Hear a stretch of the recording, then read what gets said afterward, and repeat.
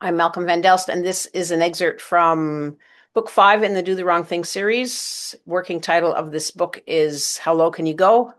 We're at the end of chapter 1. That chapter is called Olio, the last and first chapter. Mrrr. I wake to piercing music and voices, a cacophony of human scent, beer, that vile liquid humans drink, and cigarettes, that bizarre fire they eat, chaotic air currents, and knows what else. I get up to investigate, stepping through Greg's clothes to the floor, nudging the door open, giving the door jamb a solid bunt, and padding to the top of the stairs. I rub my cheek on the corner of the wall, too, several times. I don't detect a prowler, but you never know if one got in with all the humans. Downstairs, they fill the living room. 4 to the couch, 2 or 3 in each of the armchairs, several on chairs from the kitchen, and more standing around, all yammering above the music. Well, most yammering, not all.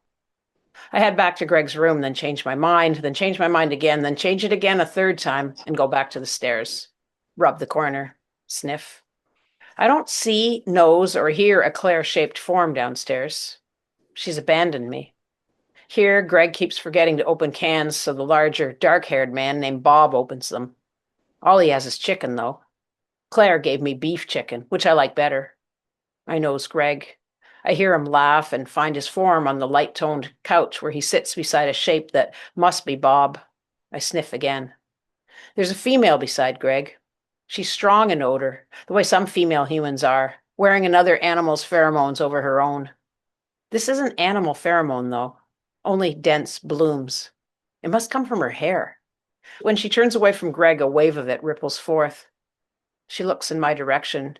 She must see and like me, because her own scent, not the put-on flowery one, gets fatter and rounder. What a beautiful Siamese, or part, because its face is furrier than what a full Siamese would be. It's tiny, young.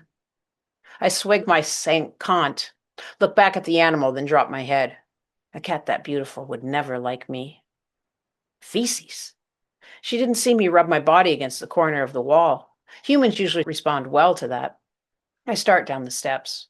It's difficult to keep my feet dry. Water and slush everywhere. At the bottom, I stop, sniffing again, mainly for other cats. You can never be too sure, but no, any other feline scent here is on the bipeds. There's no one here but me.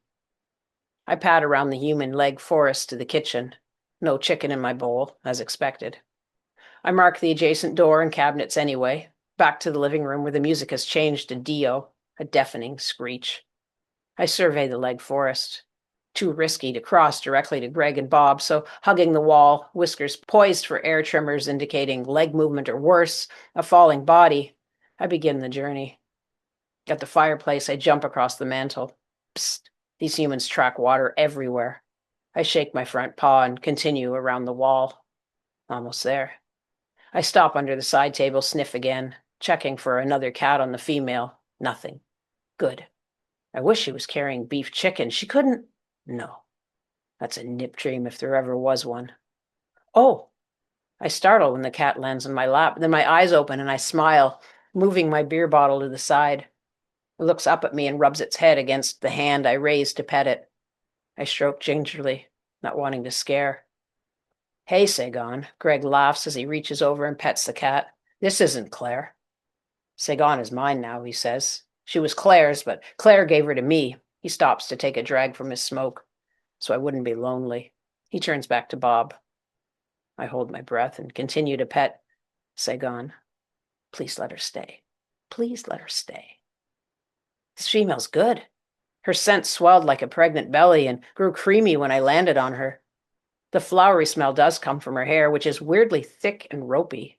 I wonder if she's a special breed of human I haven't met before. She keeps holding her breath. I wish she'd stop because it makes her slightly acrid. I wonder if she'll buy me beef chicken. Add date here. Reader, I'm telling you this now because if I wait till it comes up chronologically, after I move to Westrood, I'll forget. A few years from the events I'm recounting to you now, in 1992, I'll follow Ben to Westrood. I'll have the anchor of art school. I'm not stupid enough to cross a continent for a man I can barely look in the eye, let alone profess my love to. Weirdly, as I write this in 2017, I don't actually think it would be stupid to cross a continent to find the courage to tell someone that you love them. Going to extremes for love and courage? Smart. Though having an anchor? Smarter. Anyway, I follow Ben to Westwood, attend art school, and get as far away from Arbor and my family as I can without leaving the country or changing my citizenship. Maybe love is not as huge as pop songs make out, but then maybe it is if it's packaged with courage. Briefly, Ben and I date, and one night, sitting in bed in the cramped, cheap hotel room I'm living in, I tell him about Greg being adopted.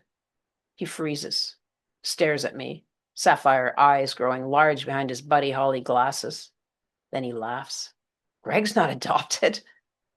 Now it's my turn to stop and stare. As messed up as Ben is, he's more trustworthy than Greg. Greg. Pivotal. My longest running relationship at that point, at 2.5 on and off years. A man I came to depend on, hoped to save, hoped he'd save me. My stomach and heart hollow out. I feel like I'm falling, like my whole self is being sucked into itself and disappearing. Ben grins and chuckles as we both look away. Add date here. Art gave me truth, value, or a bit of both. Maybe truth and value intertwine. You cannot face truth if you don't have value. If you don't value yourself. Anyway, an impractical goal of becoming an artist, first getting to art school, pulled me out of the nowhere life I had with Greg. No future. It was cathartic at first to admit that I didn't have a plan, but afterwards, I should have abandoned this slogan, this music lyric rallying cry, instead of toasting it with more and more beer. I suppose that the lyric helped me find my anger, or helped me let it out. I suppose that having grown up on a farm within the tight-knit German community where everyone knew everyone and their families, it seemed odder to me to spend 2 years with a person who was, for all intents and purposes, a ghost, a fake, a fiction, a story, than it would for most. Reader, how well do you know your friends and family? Or yourself? Nonetheless, in that insular community I grew up in, there were all kinds of stories, lies, half-lies, white lies, beliefs. Shadow, who raped 6 women, was a good guy who didn't deserve a 2-year prison sentence, for example. I'd burn in hell if I missed a Sunday mass. I left my parents' home because I was pregnant with an older man's child. The girl who actually dated the older man was my neighbor. Her family was richer and higher on the social scale than mine. Gossip, old wives' tales, lies, psyops. What if these are hard-coded into human brains? Hell, into actual reality, life, and the universe. Optical illusions, life forms that mimic the voices, appearance, smells, skin, and taste of others. Perhaps it shouldn't weird me out that I didn't know who Greg was, that he made up a past and family for no real reason. Perhaps it's the no real reason that freaks me out. That I could understand if he'd lied to get money, or, I don't know, a place to stay or anything. But if he did it for amusement, maybe he wished he was adopted. Maybe he was disowning his parents. Maybe he loved me so much he wanted to be someone else with me. That last line is merely me, the writer, creating the balance of threes. 2 is not enough, 4 is too many, but 3 is solid, like a triangle.